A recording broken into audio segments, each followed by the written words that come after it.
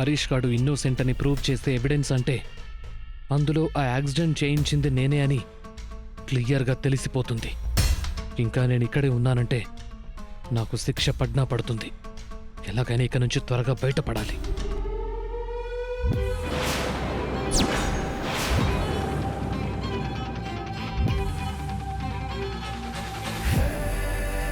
కొంచెం ఇంపార్టెంట్ పని ఉంది సౌపర్ణిక, ఇప్పుడే వస్తాను. నువ్వు కూర్చోవాలి. వాడికి శిక్ష పడుతుంటే చూడకుండా ఎలా వెళ్తావు? చూశాక ఇద్దరం కలిసే వెళ్దాం. కూర్చోండి.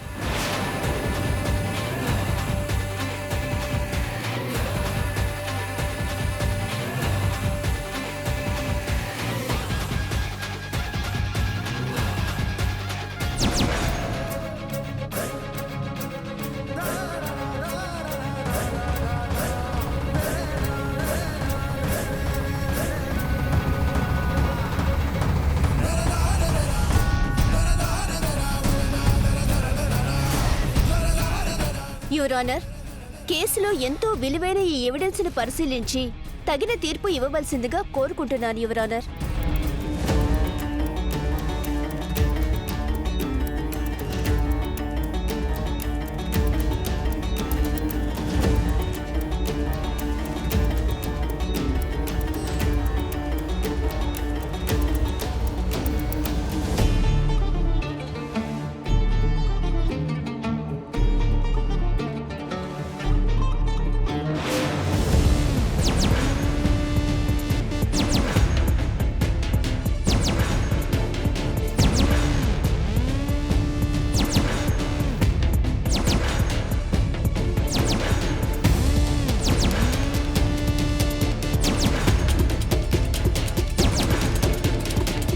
టెన్షన్ పడకమ్మా, తమ్ముడు విడుదలవుతాళ్లే.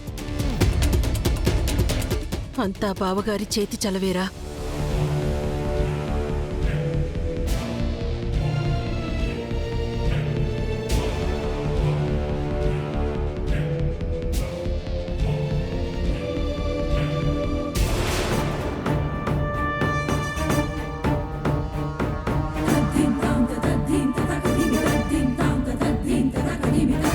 దేవుడా, నన్నింక నువ్వే కాపాడాలి. ఇక్కడి నుంచి ఎలాగైనా బయటపడేలా చూడు. కార్ని కాల్చి బూడిద చేశాం కదా, అయినా వీళ్ళకి ఆధారాలు ఎలా దొరికాయి? అదే నాకు అర్థం కాక పిచ్చెక్కుతోంది.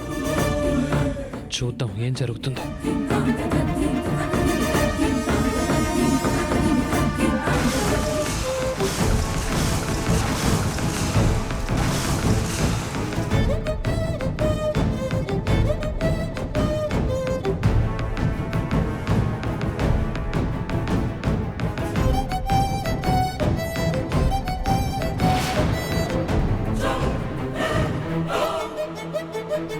డిఫెన్స్ లాయర్ గారు, కోర్టుకు సంబంధించిన సాక్ష్యాధారాలను పరిశీలించిన మీదట హత్యానేరం మీద అరెస్ట్ అయ్యి పోలీస్ కస్టడీలో ఉన్న హరీష్ని నిర్దోషిగా ప్రకటిస్తూ అతన్ని తక్షణమే విడుదల చేయవలసిందిగా పోలీసు వారిని ఆదేశిస్తున్నాను.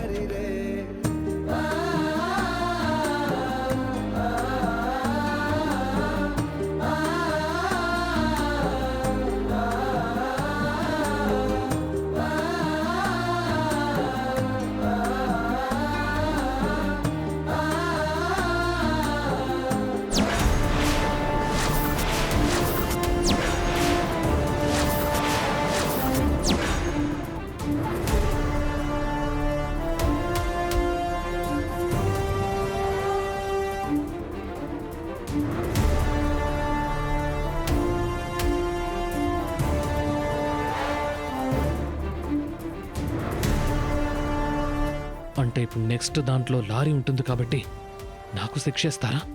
అసలేముంది దాంట్లో? నిర్దోషి అని ప్రూవ్ అయిందంటే ఖచ్చితంగా లారీ మీదే ఉంటుంది. ఇప్పుడెలా?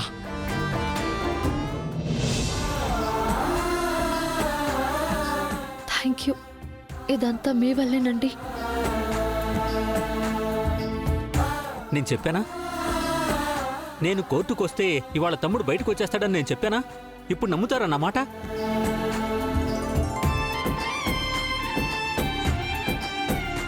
చాలా చాలా థ్యాంక్స్ బావగారు. మీరు టైంకి ఎవిడెన్స్ తీసుకొచ్చి కాపాడింది మా అన్నయ్యని మాత్రమే కాదు, మొత్తం మా కుటుంబాన్నే కాపాడారు.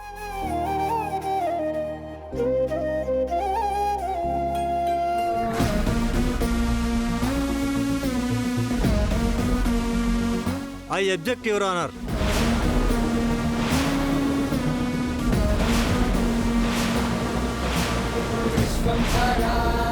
వాళ్ళు తీసుకొచ్చిన ఒక చిన్న వీడియో చూసి ముద్దాయి నిర్దోషని నిర్ణయించేశారు.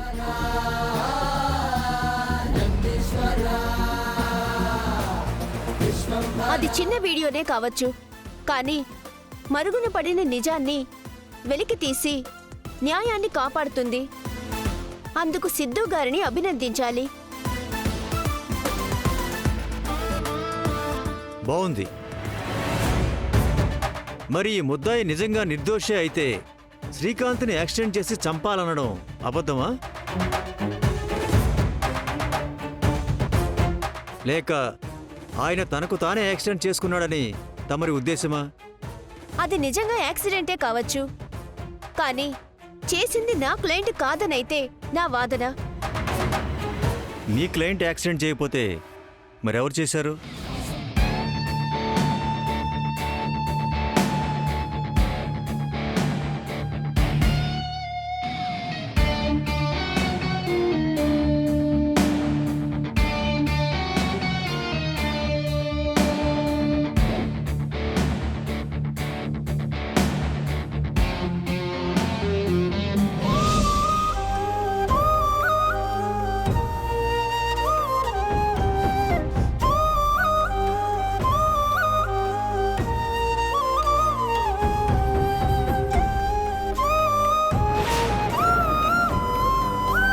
జడ్జి గారు,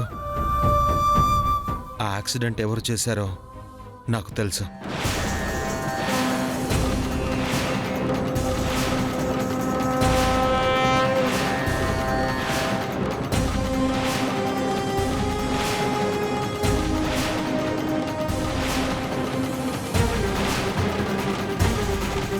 నిజం చెబుతాడా?